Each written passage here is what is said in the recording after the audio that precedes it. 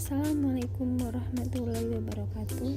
Nah, kali ini kita akan membahas tentang observasi UMKM pada mata kuliah manajemen keuangan.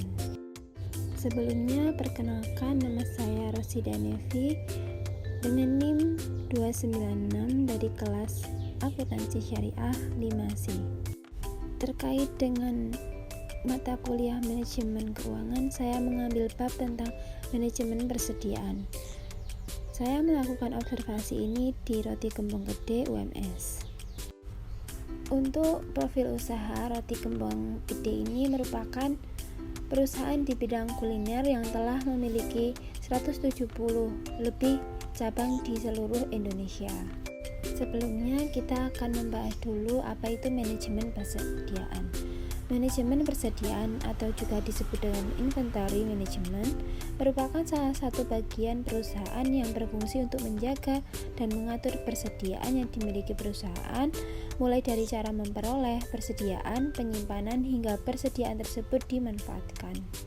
Mengatur jumlah persediaan itu tidak semudah yang diperkirakan. Jika persediaan terlalu banyak, maka akan semakin tinggi biaya untuk penyimpanannya. Sebaliknya, jika persediaan kurang, malah bisa menghambat proses produksi. Oleh karenanya, manajemen persediaan atau inventory management sangat penting di dalam perusahaan, terutama pada perusahaan manufaktur. Nah, kali ini saya melakukan observasi di salah satu perusahaan manufaktur tersebut, yaitu di Roti Gembong Gede cabang UMS. Toko Roti Gembong ini termasuk perusahaan manufaktur karena mereka mengolah dari bahan baku, bahan pembantu, barang dalam proses, sampai barang jadi, bahkan suku cabangnya sendiri. Ada beberapa fungsi manajemen persediaan, yaitu yang pertama, mengantisipasi kekurangan persediaan. Yang kedua, mengantisipasi pesanan persediaan yang ternyata tidak sesuai dengan kebutuhan. Yang ketiga, berjaga-jaga jika persediaan yang dibutuhkan ternyata tidak ada di pasaran. Yang keempat, menjamin lancarnya proses produksi. Nah, kita akan masuk pada pendekatan metode manajemen persediaan. Yang pertama ada pendekatan EOQ, yaitu Economic Order Quantity. Pendekatan ini atau metode kuantitas pesanan ekonomi merupakan salah satu metode pengelolaan persediaan dengan cara membeli persediaan sesuai dengan pesanan yang diterima. Pesanan sudah ditentukan beberapa jumlah pesanan, spesifikasi, serta waktu kapan harus selesai. Dengan metode ini sudah jelas berapa kebutuhan dan nominal yang akan dibutuhkan nanti. Menggunakan metode ini tidak ada biaya pemeliharaan serta biaya gudang untuk menyimpan sisa bahan. Yang kedua ada metode MRP. Metode MRP yaitu Material Requirement Planning atau metode perencanaan kebutuhan material. Merupakan metode pengendalian serta perencanaan persediaan untuk menjamin bahan baku selalu tersedia. Selain untuk menjaga supaya bahan baku tetap ada, metode ini juga berguna untuk memastikan persediaan berjumlah sedikit.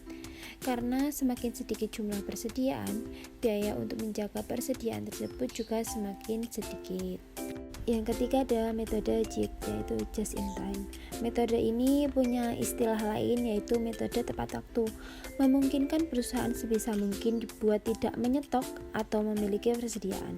Sehingga dengan metode ini perusahaan diusahakan memiliki persediaan nol atau mendekati nol. Perusahaan akan mengusahakan untuk membeli persediaan hanya ketika sedang dibutuhkan saja, sehingga jumlah bisa disesuaikan dengan kebutuhan dan tidak akan ada sisa. Caranya dengan membina hubungan baik dengan para pemasok bahan baku, membuat mereka seolah-olah bagian dari perusahaan, sehingga kapanpun dan berapapun pemasok akan selalu siap menyuplai persediaan. Yang keempat ada analisa ABC. Dalam metode ini dilakukan penggolongan persediaan yang dimana dasar penggolongan tersebut berdasarkan nilai serta persediaan. Yang dimaksud nilai di sini adalah nilai total dari persediaan, bukan harga persediaan per unit. Setiap item persediaan akan diberi label sesuai kelasnya masing-masing. Hal ini dilakukan karena setiap item persediaan diperlakukan berbeda. Contoh penerapan di toko roti Gembong Gede ini yaitu pada persediaan tepung, selai, dan kertas pembungkus. Tepung bisa dilabeli dengan grade A karena tepung perlu perlakuan khusus untuk penyimpanan dalam gudang supaya tidak rusak. Lalu selai bisa dikategorikan dengan golongan B karena penyimpanannya mungkin lebih mudah dibanding tepung. Untuk kertas pembungkus bisa diberi kode C karena meskipun jumlahnya banyak, namun penyimpanannya jauh lebih mudah dibandingkan dua persediaan sebelumnya. Yang kelima ada metode periodic review. Dalam metode ini pemesanan persediaan bahan dilakukan dalam jarak waktu yang sama. Jadwal pesan barang sudah terjadwal secara rutin, jadi manajer keuangan dapat memperkirakan berapa pengeluaran untuk pembelian bahan baku tersebut. Metode ini punya keunggulan tersendiri, salah satunya mampu meredam fluktuasi permintaan kebutuhan bahan baku. Metode ini juga sangat mudah dilakukan karena tidak perlu melewati proses administrasi yang panjang. Hal tersebut karena proses pembelian persediaan sudah terjadwal rutin. Namun metode ini mengharuskan perusahaan memperbanyak stok untuk mengantisipasi secara tiba-tiba pesanan produksi membludak.